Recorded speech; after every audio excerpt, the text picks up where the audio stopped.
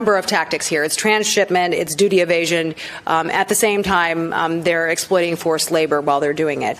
The CCP's illicit trade practices are deliberately designed to take advantage of American workers and domestic industry. They're undercutting American wages as they do it. They're gutting our rural manufacturing towns like we have in my district in Iowa that once thrived with good paying jobs. So it's high time we reverse course on that and hold them accountable.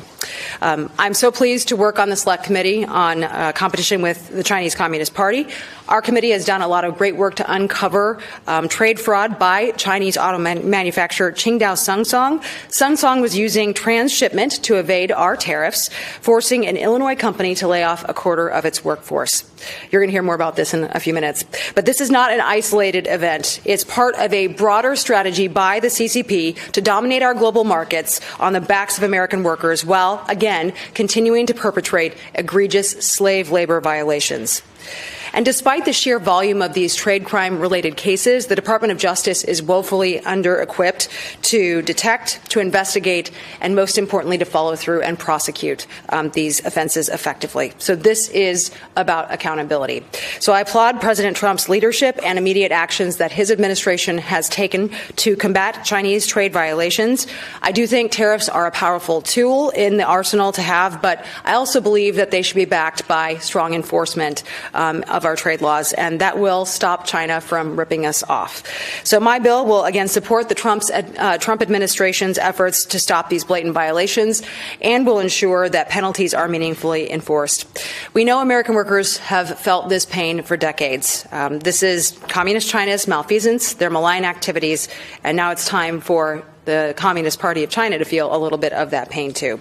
The message from the Trump administration is clear. The days of taking advantage of the United States and our workers are over, and the golden age of American manufacturing is coming roaring back.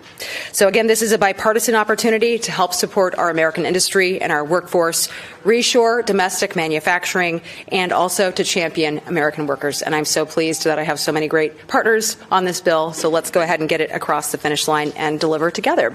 And now it's my honor to introduce one of my colleagues on the committee, our ranking member, Raja Krishnamoorthi from Illinois, my neighboring state in the Midwest. Thank you. So, thanks, Raja.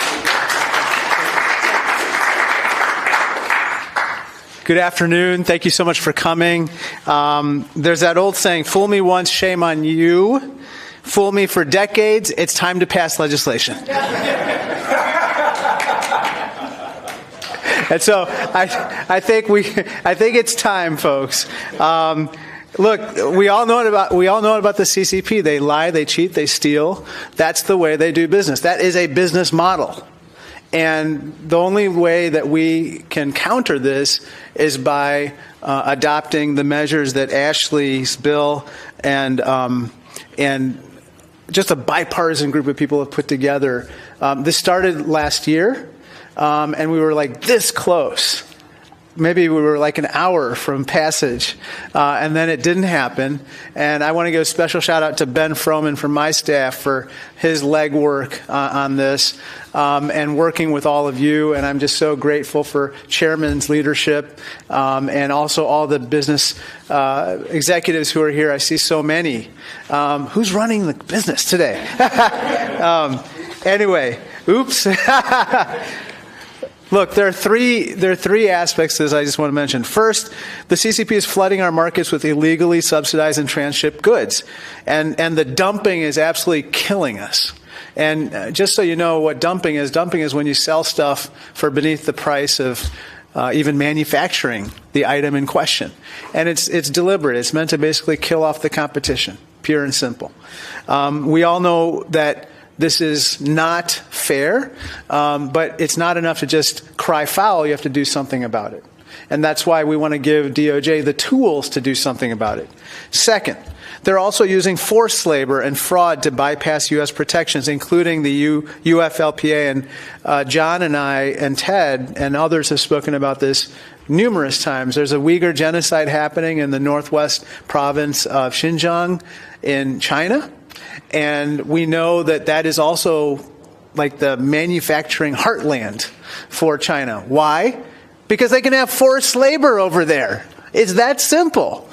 And so when you know that they're basically going to make stuff over there and then send it into supply chains around the world, we have to do something about it.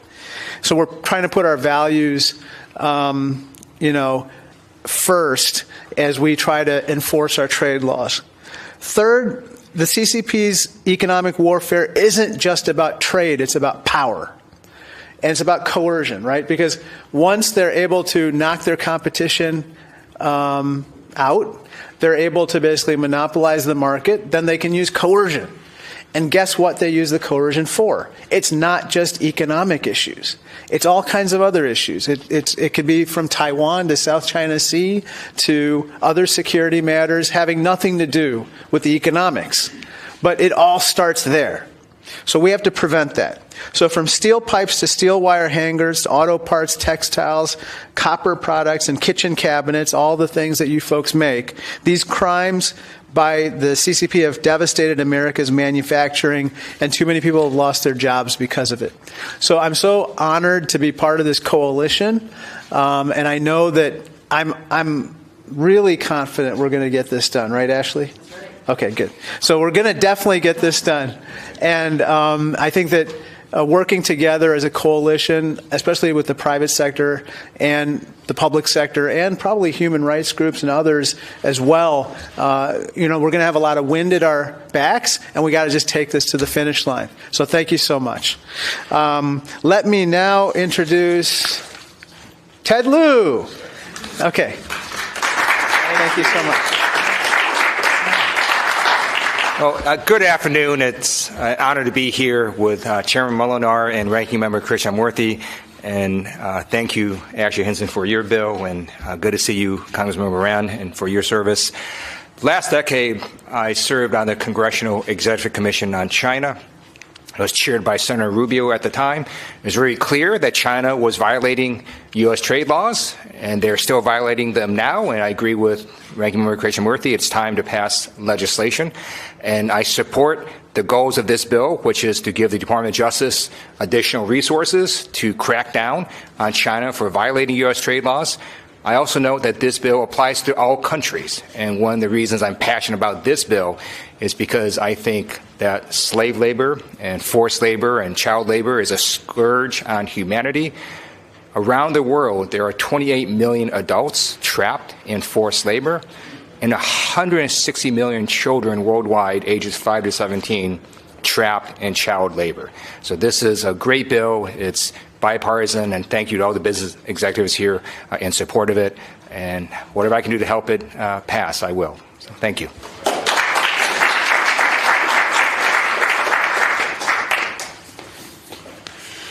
Well, good afternoon. What an important project this is, an important bill. Every day, as you know, the United States faces a relentless barrage of attacks from our greatest long-term external threat, the Chinese Communist Party. I'm Congressman Nathaniel Moran. I represent the 1st District of Texas. It's a pleasure to stand alongside my partners and my colleagues on both the Democratic and Republican side on this very important bill.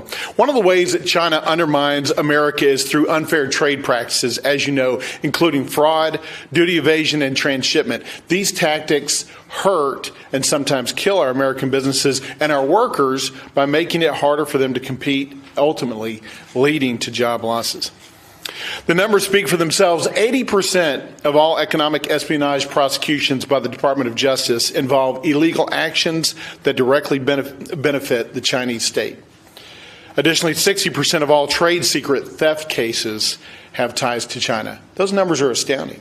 We know where our adversary is in this world economically, from a security standpoint, from a diplomatic standpoint, and frankly, just about every aspect that we see day in and day out. And it's China. These are direct threats to not only our economic security, but our national security. And they're threats to the folks in East Texas who I represent, but they're threats to everybody across the United States. That's why I'm proud to support the Protecting American Industry and Labor from International Trades Crime Act by my colleague, Congressman Ashley Hinson.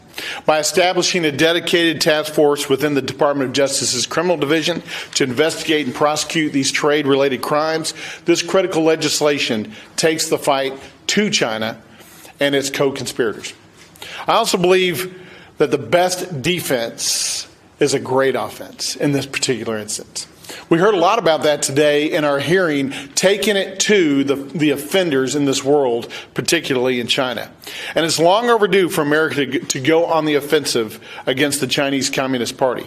By empowering the Department of Justice to crack down on trade violations by China, we can deter these crimes before they happen, and we can punish those wrongdoers after it happens. This new task force will also strengthen our nationwide response to economic espionage, providing essential training and technical assistance to federal, state, and local law enforcement agencies to expand investigations and prosecutions.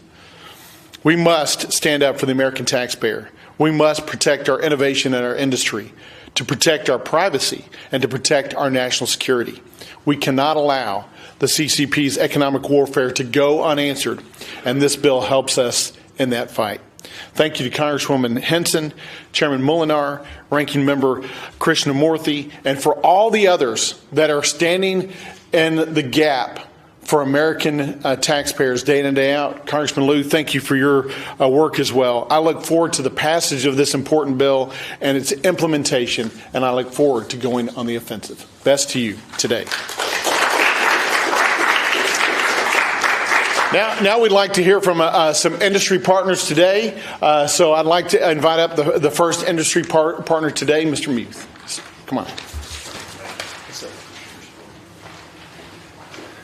Good afternoon. I'm Tom Muth. I'm the president of the Pipe and Tube Division for Zeckelman. We're the largest independent pipe and tube producer in North America. We employ over 3,000 teammates in the United States and operate 21 factories. I want to thank today the congressmen that are responsible for introducing the bill. Very much appreciate the support. It's really, really noticed in our teammates in our factories. For too long, we've allowed China and the heavily subsidized steel industry in China unlimited access to our markets.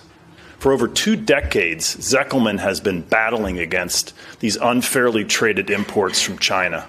These imports have cost us significantly. We've been forced to close factories, reduce employment, and reduce investment. Even today, over 50% of the U.S. steel pipe and tube market is supplied by imports. There's plenty of capacity to supply this market in the United States. Today, these imports come not directly from China, but indirectly. They come from countries like Oman, Thailand, Vietnam, and the UAE. These are all major importers of subsidized and dumped hot rolled steel from China. These products flow from these countries into our markets.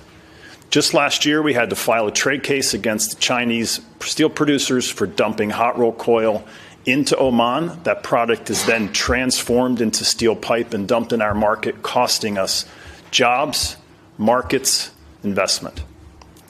Just last week, U.S. Customs and Border Patrol reported that China transshipped OCTG steel pipe into the United States through Thailand, avoiding anti-dumping and countervailing duties in the amount of $300 million. That's $300 million lost to the American taxpayer, and more importantly, that's lost jobs, investment, and impacts on communities.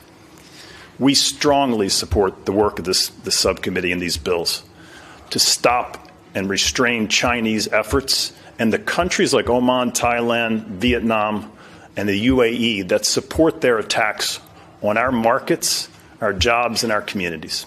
Thank you.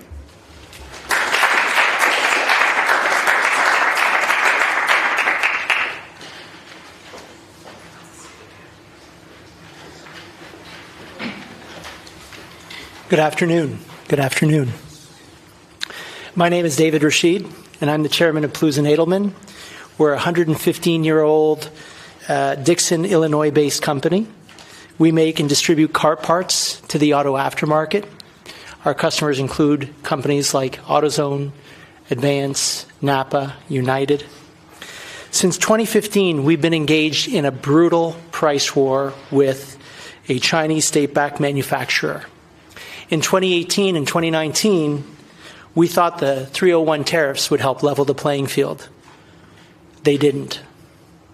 Instead, our competitors shipped product through 2 Thai companies, obscuring its origin before dumping it into the U.S. tariff-free. A calculated fraud. We hired investigators.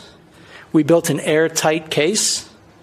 We thought it would be a slam dunk.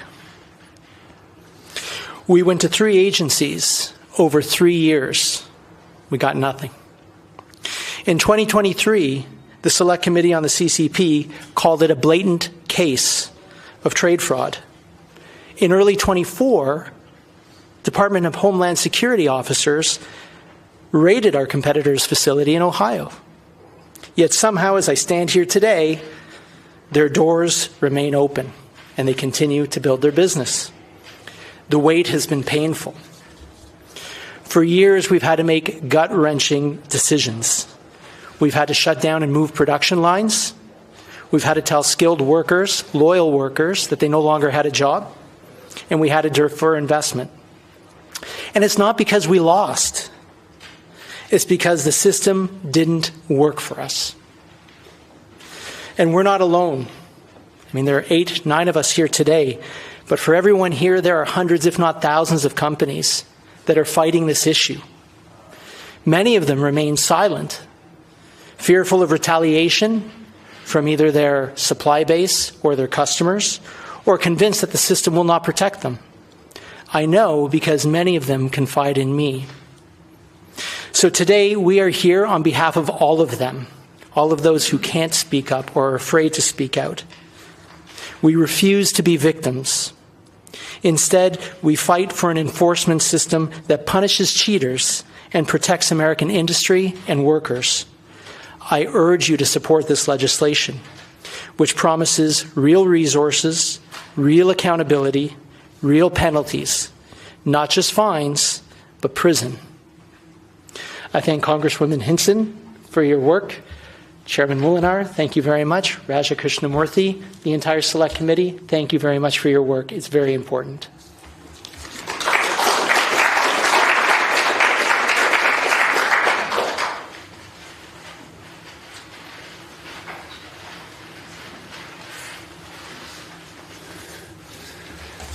Well, good afternoon, and thank you for being here, and thank you for sponsoring such a wonderful bill that's going to do a lot of good, I believe.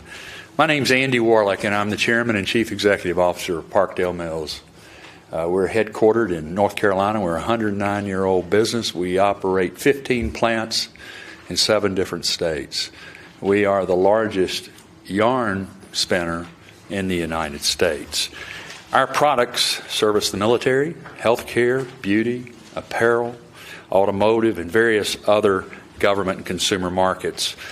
A strong American textile industry is vital for the integrity of our national security supply chains.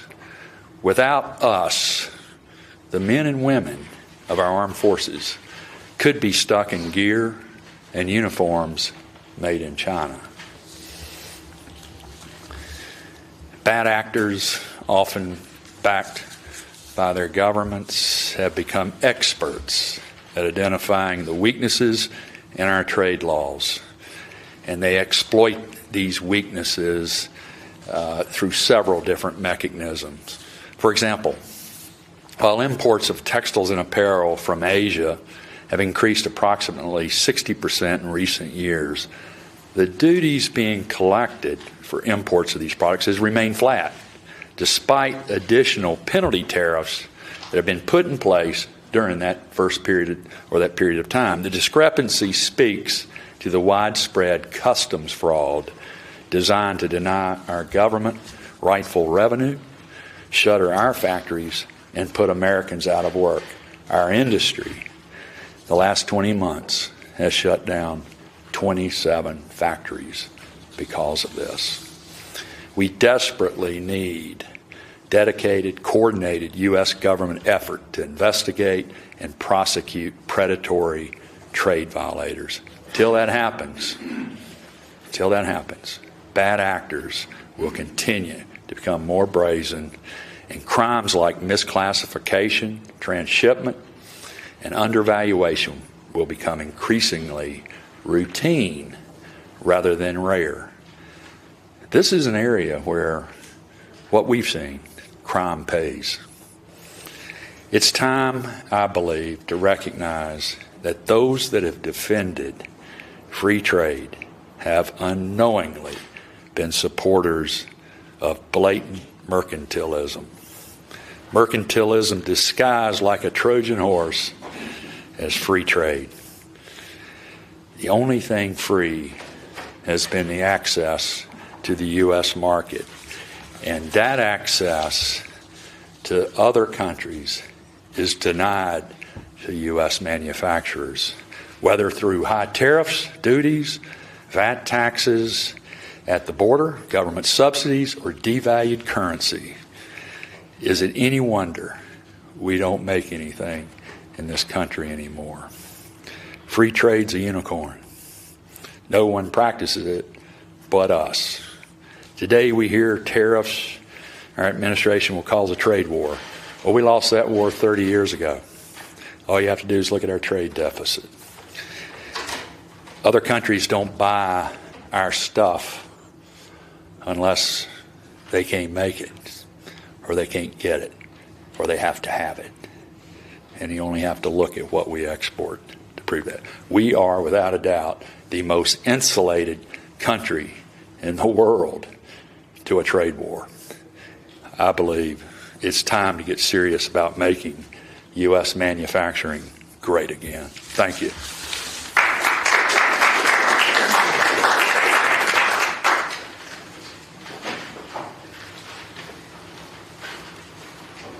Thank you all for being here. My name is Milton Magnus. I'm the CEO of M&B Metal Products, better known as M&B Hangers. We produce wire garment hangers for the dry cleaning and textile rental industries. We're an 82-year-old family company. We fought unfair and illegal trade for 22 years against China. And as I stand here today, the fight still continues.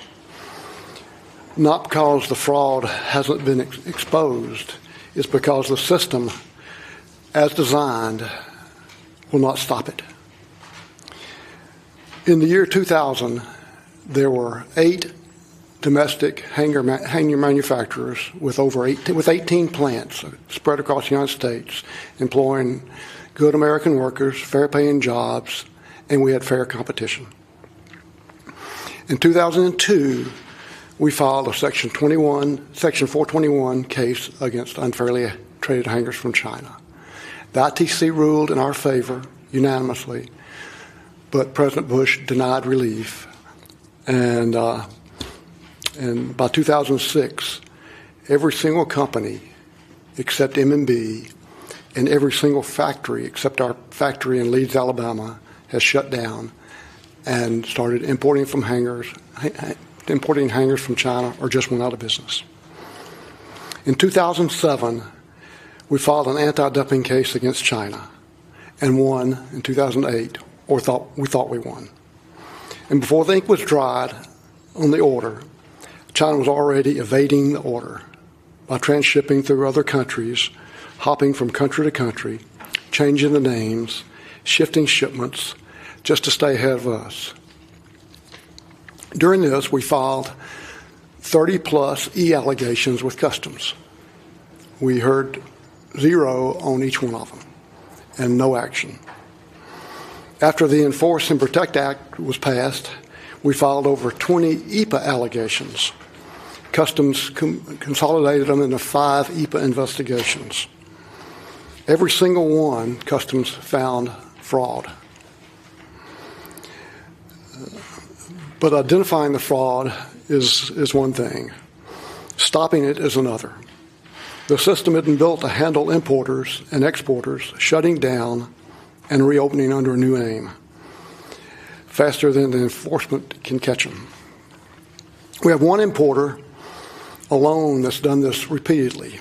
He now faces 3 civil cases and 1 criminal case at justice. But because no dedicated funding or clear mandate from Congress to pursue trade crimes and enforcement, the enforcement is slow. I fear he'll walk away unscathed. So I'm here today and still fighting. But this fight isn't just about me. It's about the next generation. We're a family company. I have heirs coming to the company.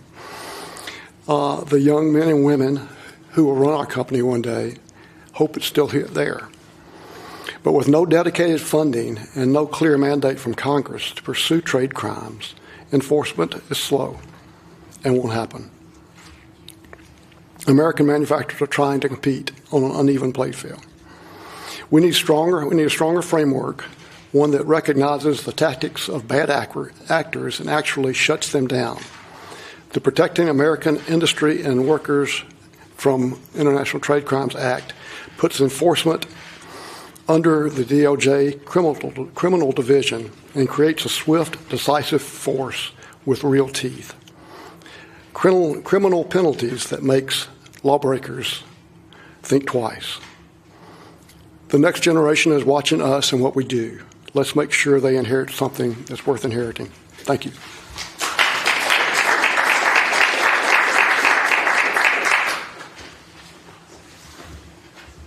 Good afternoon. My name is Betsy Natz. I'm the CEO of the Kitchen Cabinet Manufacturers Association and the American Kitchen Cabinet Alliance. Our industry represents more than 8,000 manufacturers and 250,000 hardworking men and women spread throughout the United States, mostly, I would add, in rural America. For the last 5 years, our industry has been under siege by relentless trade fraud. In 2019, our industry, through the American Kitchen Cabinet Alliance, filed one of the largest trade cases in U.S. history, if not the largest trade case, called the Anti-Dumping and Countervailing Duty Petitions. 1 year later, the Department of Commerce imposed up to 260% tariffs, and the International Trade Commission, in a ruling of 5-0, voted that the domestic cabinet industry had been materially injured as a result of unfair trade. Our industry organization is small. By the end of next year, we will have spent $10 million litigating this case. But instead of stopping, China adapted. They evaded the duties by funneling in their products through Vietnam, Malaysia, Cambodia, Indonesia, the list goes on, disguising the cabinets and component parts as coming from their country versus the country of origin, which was China. Since 2020, we have filed case after case with Customs and Border Protection, EPA allegations, and one on everyone at the investigative level, only to have the senior leadership of CBP overturn those decisions. Meanwhile, the damage continues. U.S. cabinet imports from China have reached a record low of 12 million. However, evasion from China has driven imports from other countries beyond China's peak back in 2018 to now $2.5 billion just in cabinets. If you add component parts of cabinets, which are also subject to the duties, that number would be close to $4 billion. But it's not just about people, it's about workers, family businesses, local communities. I've watched American factories shutter, not because they failed, but because enforcement failed them. It's unacceptable and it must stop. It's time for Congress to rewrite the playbook and arm the Department of Justice and Customs and Border Protection with the resources they need to punish fraud swiftly. Real enforcement, real penalties. Let me just finally say two closing remarks. The U.S. government, by not collecting these tariffs, have left millions and billions of dollars on the table by not going after trade fraud. The cost of this legislation would be paid for, I suspect, in a couple of days. But finally, I would like to thank Congresswoman Hinson, our wonderful members of Congress, for introducing this legislation. And I just want you to know that we stand ready in the kitchen cabinet industry to do everything we can to help you support it and get it over the finish line. Thank you so much.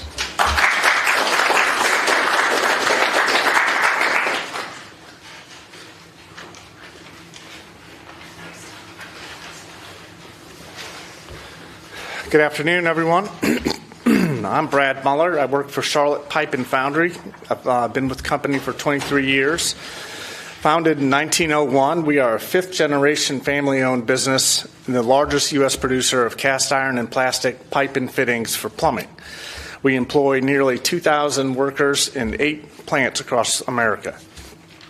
For years, we have battled unfairly traded imports of cast iron products. Heavily subsidized Chinese foundries operate below cost and dump these products in the United States far below fair market value. Over the course of the last 7 years, we have spent millions of dollars to avail ourselves of every legal remedy to stop dumping, illegal subsidies, transshipment, and customs fraud from Chinese producers who wish to take our jobs. We have filed and won anti-dumping and countervailing duty cases, with duties ranging from 41 to 494%. To avoid paying these duties, Chinese producers transship their products through third countries, primarily Malaysia and Cambodia, where they are fraudulently labeled as originating from those nations. We have filed more than a dozen Enforce and Protect, or EPA, petitions. In each case, Customs found the evasion of the AD-CVD orders. They found in our favor. Despite Customs' good faith efforts, they have been unable to stop these illegal trade flows that continue to harm our industry. By our estimate, and to Betsy's point, we believe Customs has been unable to collect $51 million in duties owed on our products alone, robbing the Treasury of revenue it desperately needs. Current penalties for such behavior are woefully inadequate. To put it bluntly, the AD-CVD process and the EPA process is broken and in desperate need of repair. To address this, we have a separate bill called the Fighting Trade Cheats Act. Short of the provisions in this bicameral and bipartisan bill, industries will no longer undertake AD-CVD cases. These cases are costly to file and win, and the promise of relief has become non-existent in the face of rampant cheating and lax trade enforcement. Thank you for your efforts, and thank you for your leadership on this issue, and we desperately need your help. Thank you.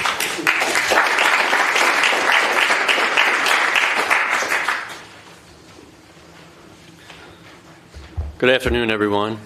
I'm Christopher Carney, General Counsel for FDP. We're a Virginia-based manufacturer and supplier of brake components into the U.S. automotive aftermarket. Our industry is substantial, totaling almost $140 billion worth of sales annually and supporting nearly 300 million vehicles on U.S. roads today. Over the years, we have developed strong reason to believe that several of our foreign competitors are evading tariffs.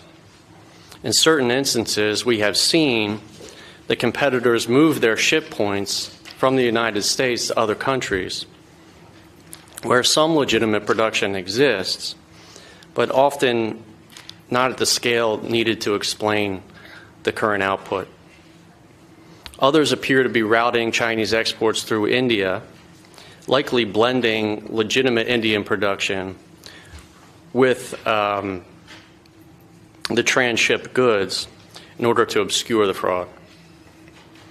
Beyond that, we are routinely solicited by vendors who openly boast about their ability to circumvent Chinese tariffs,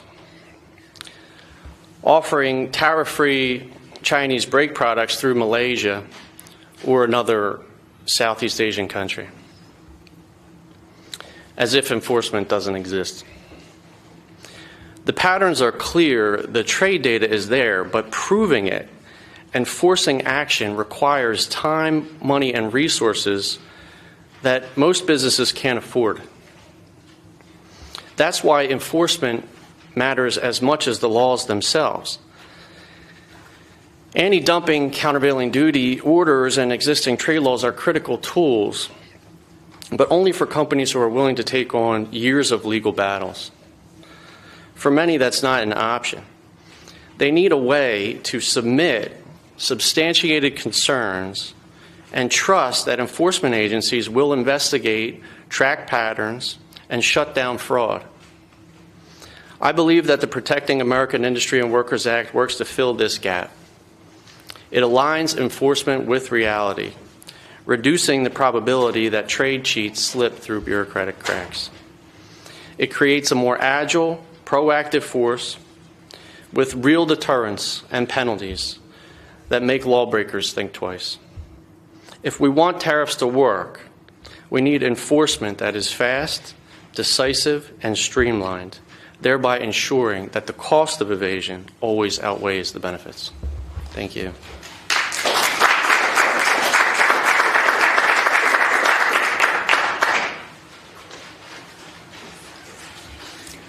Good afternoon, everyone. I want to thank the Chairman and Ranking Member for hosting this and having us come and speak today. My name is Dan Izaki. I'm the CEO of United Safety Technologies, and I'm also the President of the American Medical Manufacturers Association. My company, United Safety Technologies, is a domestic manufacturer of critical medical supplies. And the American Medical Manufacturers Association represents domestic manufacturers and users of critical medical supplies and PPE, personal protective equipment. Our members range from American startups all the way through to Fortune 100 domestic companies. I'm here today to join this amazing course of bipartisan support for reining in China's unfair trade practices, specifically when it comes to our nation's health and national security, which is a huge one, because think about it. So much of our critical medical supplies is manufactured not domestically, mostly overseas and mostly in Southeast Asia, and a lot of it's in China, and it's being unfairly dumped consistently. As a matter of fact, after COVID, there's more production of the products that we critically rely on here than pre-COVID.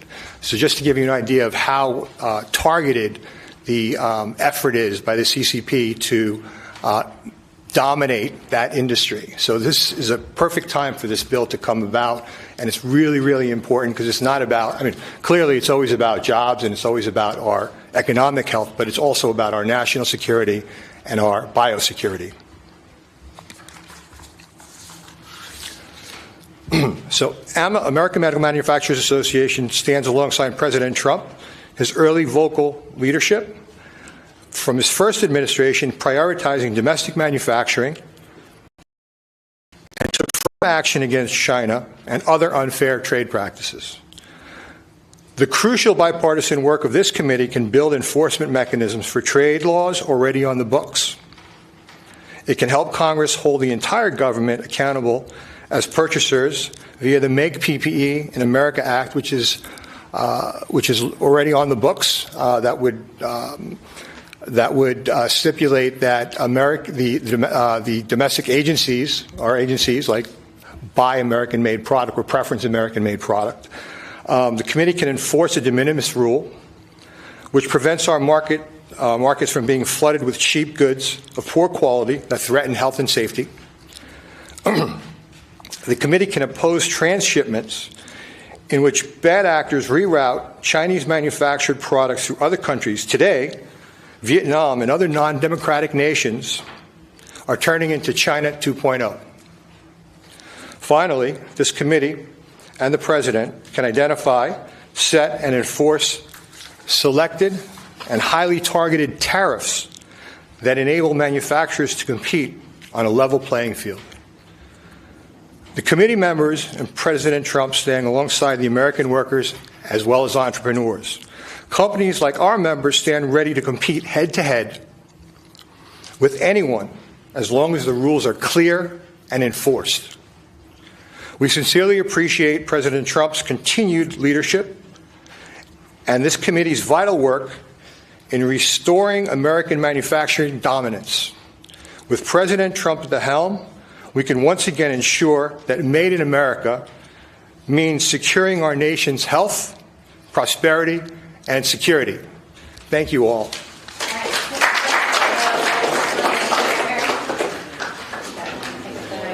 Let's line up here really quick. Right here? And then we can follow up with any questions, just if we're kind of short on time. In front of the podium. Yeah, in front is good. Yeah. Listen, we took a note out of your book trying to get some draw. Hey! That's right. Yeah. We want all the speakers.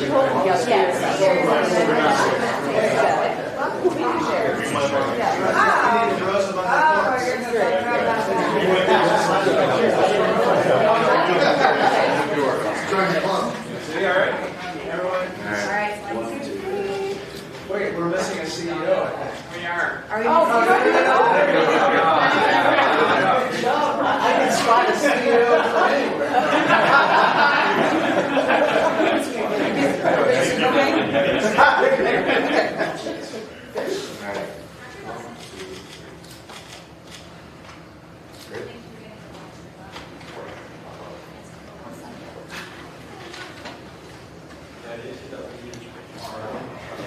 They were good?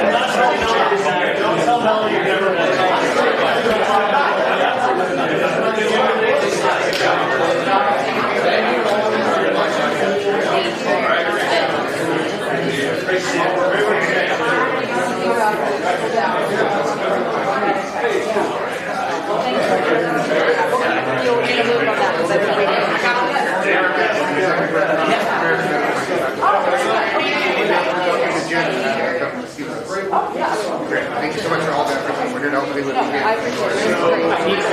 Yes, absolutely. There we go.